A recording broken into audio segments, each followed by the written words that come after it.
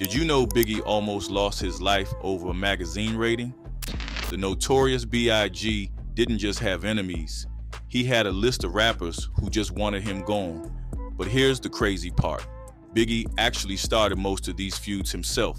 From dissing a hip-hop legend to giving an established rapper a 0 out of 10, he often got himself in trouble. He even had a falling out with his close friend Tupac, a serious beef that probably got both of them killed. Today, we're taking a look at the top 7 artists Biggie hated the most. The first on the list of the notorious B.I.G. most hated artists is Tupac. Biggie's #1 enemy was someone he once considered a friend, Tupac. Their friendship started in 1993 when both met on the set of the film Poetic Justice in Los Angeles. They instantly hit it off. They were both Geminis, so they were Gemini twins in a way, said Justin Tinsley, author of the biography It Was All a Dream, Biggie and the World That Made Him. These guys were incredibly close. Biggie would crash at Pac's house whenever he was in LA, while Pac cooked for Biggie and sent him bottles of Hennessy. In 1993, they even freestyled together at Madison Square Garden in New York, with Biggie wowing the crowds with lines like, "Oh my God, I'm dropping shit like a pigeon. I hope you're listening," smacking babies at their christening. During that time, Pac was already a huge artist, a platinum-selling rapper.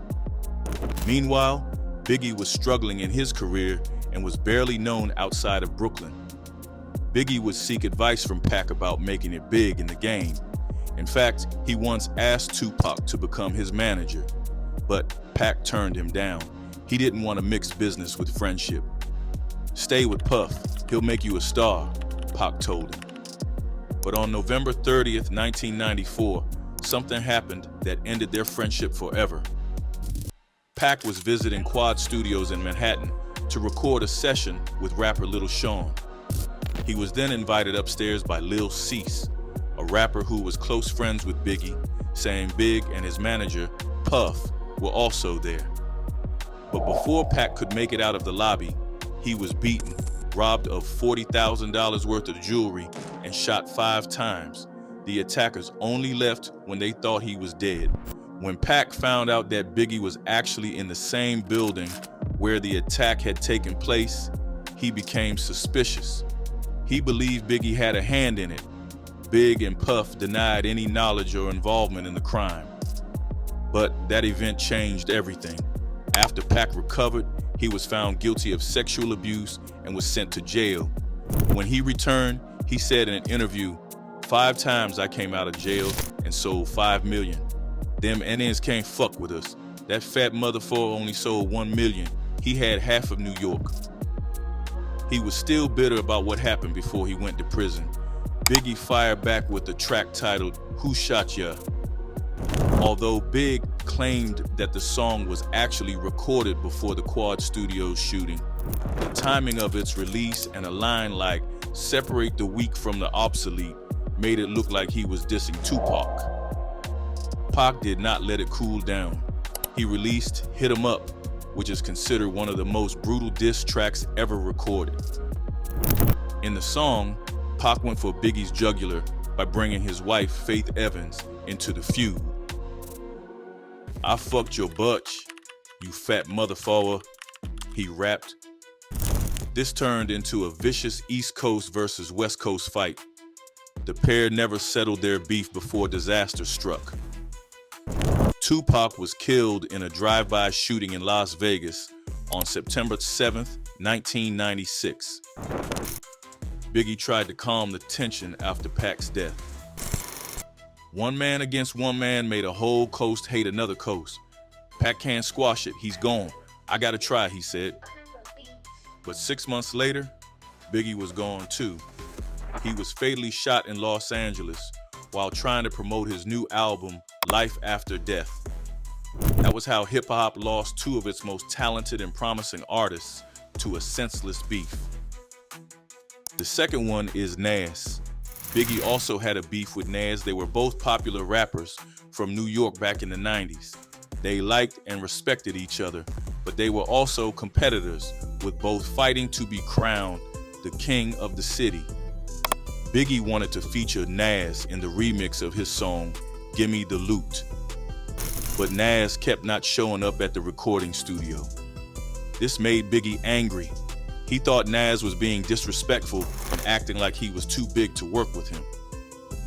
Then, Nas said something that rubbed Biggie the wrong way.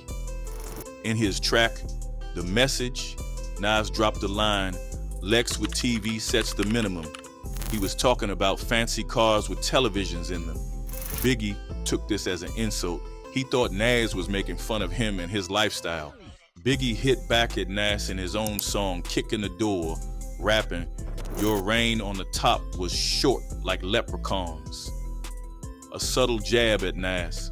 Even though they were both dissing each other in songs, they never had a big public fight. They didn't go on TV to insult each other or fight at concerts. Instead, they just tried to outshine each other. Nas later said in an interview after Biggie's death, "It's over the album cover, right? Because I had a picture of young me, Notorious B.I.G., rest in peace, had a picture of a baby that was going to be him, supposed to be him." So, of course, people start because they were comparing us anyway. So then the album cover came and it was like, "Oh, so Ghost said it." I said, "It's straight blood sport out here. It's war. Look at it like that." It was just competition at that time. So at that time, I was riding with that a little bit. It was competition. The third artist he couldn't stand was KRS-One. Biggie also dissed hip-hop legend KRS-One, leading to a serious conflict that almost got him beat up. In the mid-90s, Biggie was quoted as saying in a magazine, "KRS-One, nah, I don't like KRS no more because he just thinks he's too dope. He let his ego take over his shit, and that's what brings him down." He was commenting on KRS-One's claim, "I am hip-hop." Biggie felt he was being too proud. "Eat a dick, no, eat a fucking dick," said Biggie. The insult cut deep. KRS-One wasn't just any random rapper. He was hip-hop royalty. Known as the Teacher, KRS-One was one of the founding fathers of hip-hop in the Bronx, a pioneer who helped create the culture Biggie was now dominating. Biggie had committed a big sin. For the Bronx, it was like Biggie had disrespected one of their founding fathers, and that couldn't go unchecked, said DJ Kenny Parker, KRS-One's brother. The situation escalated quickly. Street veterans connected to KRS-One's rap group, Boogie Down Productions, were angry and were talking about handling the situation. The beef was very close to turning into a bloody physical fight. Then, something happened that helped calm the tension. By pure chance, Biggie spotted Kenny Parker in a crowded nightclub in Manhattan. Instead of avoiding confrontation, he walked straight over to him to clear the air. "I was drunk during that interview," Biggie claimed. "I was misquoted, and I never intended to say anything so extreme. I did have a problem with the 'I am hip-hop' line, but I never said all that." Kenny believed him and passed the message to KRS-One. Both men realized this wasn't worth destroying lives over, so they talked it out, and the whole thing died down before anyone could get hurt. Coming in fourth is Tang Clan. The beef between Biggie and Wu-Tang Clan didn't make the headlines, but it was also deep. Despite both being East Coast legends, Biggie never really liked Wu-Tang. Whether it was their raw and unfiltered style, their roots, or just pure competition for the throne, Biggie wasn't a fan. But the actual rift started in 1995 when Wu-Tang members Raekwon and Ghostface Killah dropped Criminology. In the track, they bragged about being the ones truly killing it in the game. Although they didn't mention Biggie's name, he took it personally. These were rappers from his own city trying to downplay his reign as New York's king. To Biggie, those bars felt like a direct challenge to his crown. Big fired back in his track Victory on Puff Daddy's album. He launched a direct attack on Wu-Tang, rapping like them and making fun of their style. He wasn't just responding to their claim, he was telling everyone who was the boss in New York. Wu-Tang never responded to Biggie, but they hated him until his death. At number 5 on this list, we have DJ Quik. How much do two people have to dislike each other for one to actually be suspected of murder? That's what happened between Biggie and DJ Quik. Some people said the rapper was jealous of how quickly Biggie became famous and his influence on East Coast rap music. Biggie never liked Quik either. After all, he was affiliated with Death Row Records, the same record label as Tupac, who was at the time Biggie's sworn enemy. Biggie considered anyone with a connection to the label an enemy too. One of Biggie's acquaintances, Keith D, said he saw Quik hanging outside the Vibe Party in Los Angeles a few hours before Biggie was killed. He was together with members of the Bloods Gang, a deadly criminal organization in Los Angeles.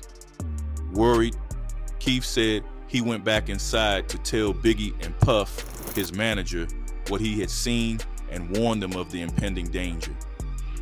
Later, when asked if he thought DJ Quik knew about Biggie's death, Keith said he was pretty sure. "Yeah, that's it, man," he said. When pressed further on why he suspected Quik, Keith told the interviewer he showed up with them dudes. The Blood dudes, that's what I think. Keith D thought that although Quik may not have pulled the trigger and helped plan the murder by bringing the deadly gang members to the area, "I just think the setup went down in that type of way. I don't know," he explained. DJ Quik denied knowing anything about Biggie's death. He first addressed the murder allegation in his 1998 song, "You're a Gangster," rapping about the night Biggie died. He said, like everyone at the scene, he only heard gunshots. When Keith D accused him in 2021, DJ Quik was angry. "I'm feeling real litigious right now," he said. To this day, nobody knows the true story of what happened that night. The sixth one is Jeru the Damaja. Like Biggie, Jeru the Damaja was also from Brooklyn, but both differed in their rapping styles and had contrasting views about what hip-hop should be. In 1994, Jeru released a track, "Come Clean," where he criticized how some rappers were making hip-hop all about money instead of keeping it street and real. In the song, he attacked Puff Daddy, Foxy Brown, and the whole fancy lifestyle that Bad Boy Records was promoting. Even though Jeru didn't say Biggie's name in the song, Biggie felt like Jeru was talking about him when he dissed rappers who wore expensive Versace suits. Biggie was offended. Jeru's producer, DJ Premier, said Big walked up to him and said, "I had to get back at your man." Premier defended Jeru. He said Jeru was just trying to show what he thought was wrong with hip-hop at that time, but Biggie insisted he must be talking about him because he said he had a Versace suit on. Biggie hit back in his song, "Kicking the Door," rapping, "Yo son, I'm surprised you run with them." A jab aimed at DJ Premier for working with Jeru. Premier, who had once worked with Biggie, said when he heard the song, he knew straight away Biggie was talking about him. He was calling him out for staying neutral. But Biggie and Jeru's fight was not about betrayal, money, or violence. It was about a difference in ideology. While Jeru produced rough and non-commercial music solely for hip-hop fans, Biggie made songs that could be popular with all types of people. When the news of their beef broke out, people in Brooklyn started to choose sides. Some people picked Jeru because he spoke for the street, while others chose Biggie because he was the best rapper the city had ever produced. Biggie and Jeru didn't have a public confrontation or argument. It was just a minor beef between two rappers fighting for different things. Finally, the seventh artist that Biggie hates is E40. A simple magazine rating almost got Biggie killed. In the mid-90s, a Canadian magazine asked Biggie to rate West Coast rappers on a scale from 1 to 10. Big gave E40 the worst possible score, a 0. This was for someone who was already popular and had sold over 1 million records. E40 was livid. So anyway, to make a long story short and a short story long, he came to rating me, and from a scale from 1 to 10, you know what that man gave me? A 0, bro. A 0. And I'm a platinum artist at the time, E40 said. Some E40 supporters were angry too and promised to avenge the insult. Big was then tricked into coming to a fake concert in Sacramento.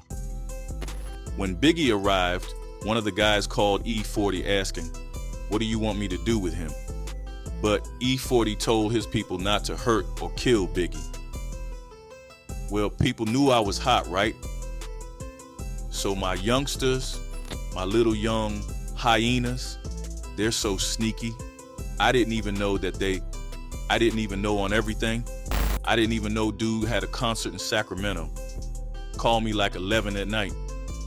40, what you want me to do with this man? I got this Biggie. What you want us to do with him? E40 recalled in an interview. Biggie didn't forget how E40 saved him. He mentioned his name in the liner notes of his last album, Life After Death, showing he knew how tense the situation was at the time and was grateful for his life. So, which one of these beefs do you think got Biggie killed? And what kind of person was Biggie? Was he just protective of his reputation, or did he like looking for trouble? Drop your answers in the comments below. And if you enjoyed this video, smash that like button and subscribe to our channel so you don't miss out when we drop more interesting content like this.